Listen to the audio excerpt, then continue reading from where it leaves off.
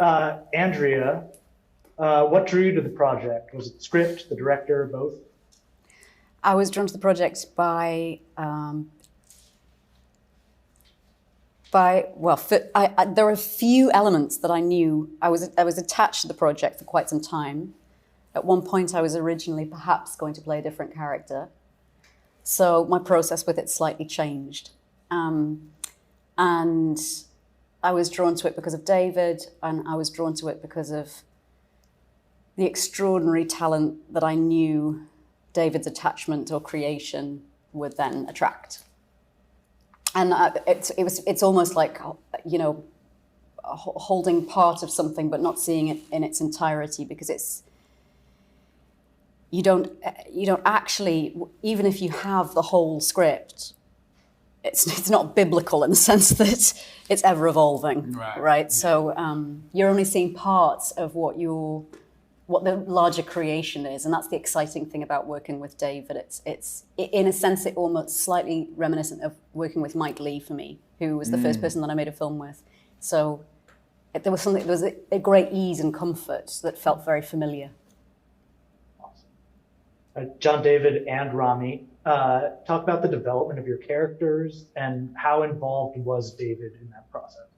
My approach to the character, because of David, was to think of the period, like think of what it was like for a soldier in the 1930s, the First World War, and that got me really excited to be able to find out what those soldiers experienced. This whole notion of double victory, and not being accepted. You couldn't even fight for our own country. Certain people that look like me, and the Harlem Hellfighters, the Harlem Hellfighters company. Like I didn't know anything about them. So being able to take a deep dive into that, Charles Houston, who was a mentor who taught Thurgood Marshall. I mean, like I read his book. Like it was amazing to know that this Ivy Leaguer also joined, the army to fight for his country. And then came back and fought through the legal system, which was, I imagine Harold and Charles Houston were colleagues or they knew each other, so it's fun to be able to play with those kinds of possibilities in the time period.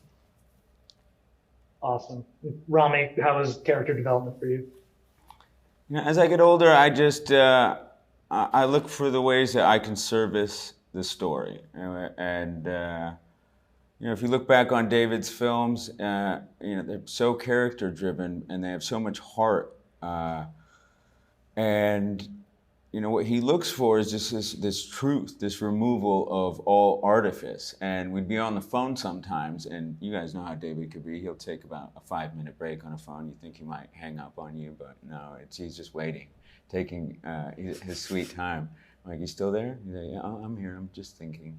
Oh, yeah, that's true. And that's true. Yeah. And then he'd come in and be like, "Is this your voice?" I'm like, "Yeah, that's my voice." Yeah, I like that. We should have that in the movie. I'm like, my voice? Yeah, we should have that in the movie. So it was a course of conversation after conversation on the phone where we just started crafting this character. And at one point, the character of Libby was not as substantial as she is in the film. So we started finding ways as to how to break Tom up into this power couple, this power dynamic, and I think that added a different dimension to who Tom was, because you could easily just try to retrofit him into a certain type of character, and I think the relationship between the two of them makes it just so much more dimensional. And then I said, I want a mustache, and he said, no mustache. And he told me that he goes, Rami, I used to have a mustache, and my son just looked at it, and he said, Dad, it scares me. It scares me. And so he would look at me and he goes, people are going to be scared by the mustache, Rami. No, they're not. People like the mustache. It's the most David conversation ever. That's a very David conversation, but... There are many important themes in the film. Which one do you feel is the most powerful? And will stick with the audiences after the film is over?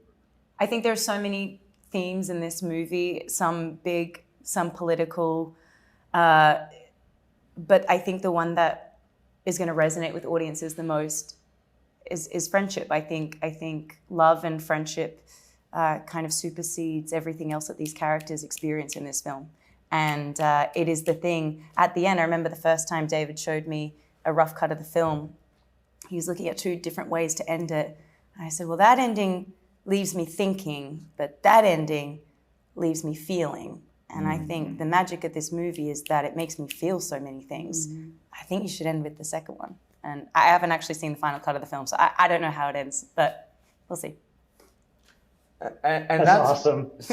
I have to add this. When you walk out of this film, hopefully you'll be asking yourself, what was that Amsterdam for you? What was that moment where you reckoned with the truest part of yourself? You had emotion, but you also had struggle, and you had these passionate relationships and loyalties that carried you through some of the darkest and most vibrant moments in your life.